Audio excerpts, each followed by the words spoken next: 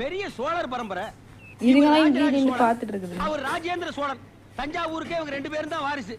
இந்த பெருச்சாளி கண்ணுக்கே தெரியாது. இது கண்ணுக்கு அழகா? கருப்பு ஏறி ட்ரை பண்ணது ஒரு மாதிரி கல்லடி பட்டாலும் கண்ணடி படக்கூடாதுன்னு சொல்லுவாங்க. அதுல எகுத்த விட்டு கண்ணு ஒரு மாதிரியான கண்ணு. வா உனக்கு திருஷ்டி சுத்தி போடுறேன். என்னதே? எரவான் அறுவாள் சொல்லி வச்சிருந்தீங்க. வேண்டாங்க வேண்டாங்க. விடு.